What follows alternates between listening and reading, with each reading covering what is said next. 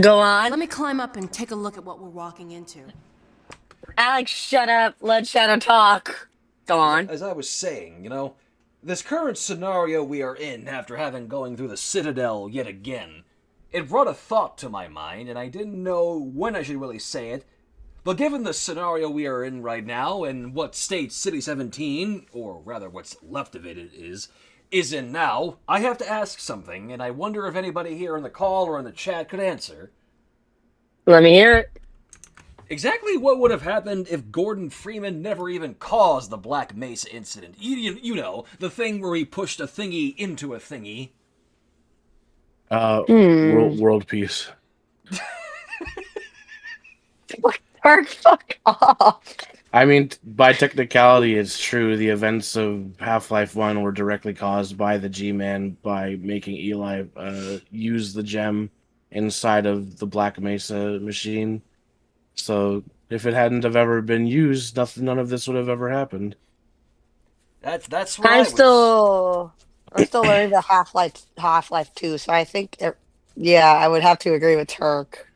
I mean, that's what I was wondering. It's just, can you imagine if Gordon never did the thing, what would have even become of the Combine if the way to Zen never even opened up? It'd probably just be at the ass end of space. I mean, they still are, technically. You doing okay over there, Tara? Yep, just the dementia housemate causing chaos. Yeah, Tara, I was discussing, just wondering what would have happened if Gordon Freeman never caused the Black Mesa incident back from the original Half-Life. Considering the fact it's implied that the G-Man had a hand in causing it. Yeah, that's what Turk was saying. Yeah. It would have probably ended up, if it hadn't actually been, if G-Man still had a hand in causing the incident, Gordon hadn't been there, it would have been Judith in the test chamber. So which basically means the entire planet would be fucked. So you mean to suggest that regardless of who was in that chamber, the Black Mesa incident would likely have happened no matter what? Unless it was specifically caused because Gordon was in the test chamber. Or because Gordon was the one in the performing the experiment. Strange to think about that. And Mercy with a nice little thing there as well. Imagine that someone else... Yeah, that's literally what Tara was saying there. Someone else would have ended up doing the deed. As happens that without Freeman, Zen would have flooded the planet and the Combine would have fully taken over in due time. That's a fate I wouldn't wish on even my worst of enemies. Even the ones that we've encountered thus far in the story. Not even Scalon. Oh, I mean, well, she's the exception, but...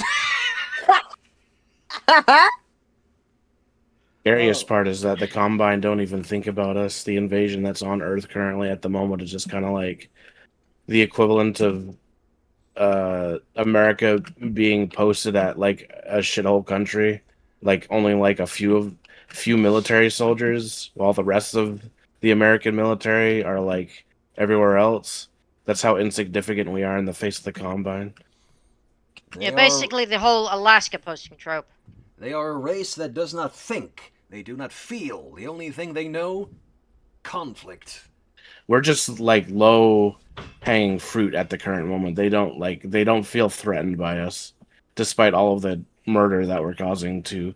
I mean, technically, it's humans who have been corrupted by the Combine because the Combine are those big ugly bug things.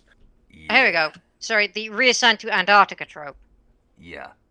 But yeah, I guess to cap that off, I wonder if he didn't do it, what would even become of Gordon Freeman if he didn't do it? Like, where do you think he'd be now if the Combine were not here?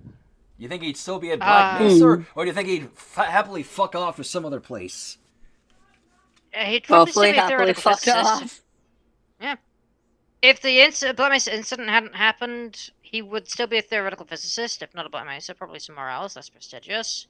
Yeah. If the Black Mesa incident had still happened, he'd either be dead or just a repatriated citizen like the rest. Well, I mean, that's the other thing. I'm surprised that he actually didn't die. If it's only literally by the grace of God and the friggin' G-Man that he is still with us to this point in the story. HEV suit be built different. Yep. Everyone's ATV always suit going had off. the severely autistic will to survive a fucking alien invasion by killing as many things as possible. Just take a crowbar to a lot of them. I somehow, this is probably unrealistic, but I imagine, if given the chance, I imagine Gordon Freeman would take on the friggin' brunt of the Combine with nothing but a crowbar, because, I mean, that's just how Freeman's built.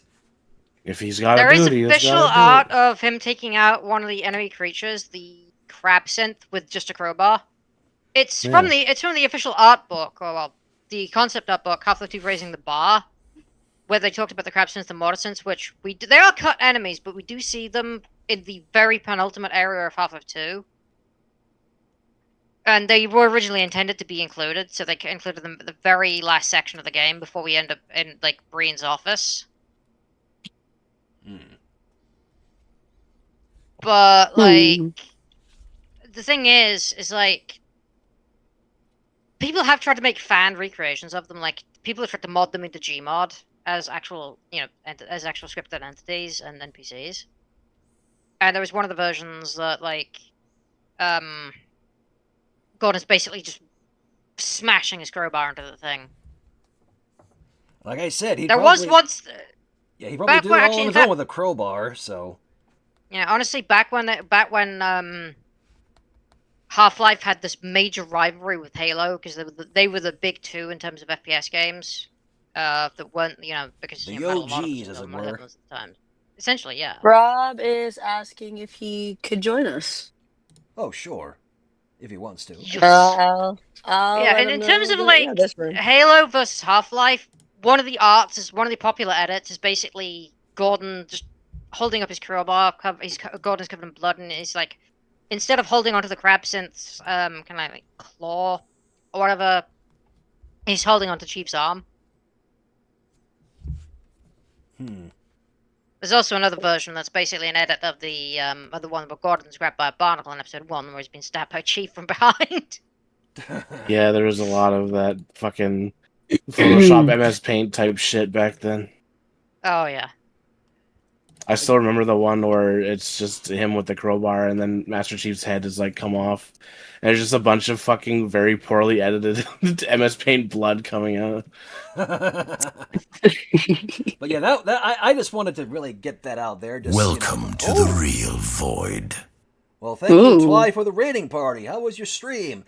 We were just discussing the intricate details of what would happen if Gordon Freeman didn't push the thingy into the thingy and thus cause an entire ass alien invasion of Earth in City 17. A bunch of fuck around and find out, basically. Pretty much. And I just wanted to get that out there because I was curious, and I was wondering exactly what would have become of old Gordon Freeman here if he wasn't responsible for this invasion, basically. But that's pretty much all I wanted to say, so how about we jump onward then? Yes, these are the high detail and high class discussions we have here in the realm of shadows. Hey, we love it.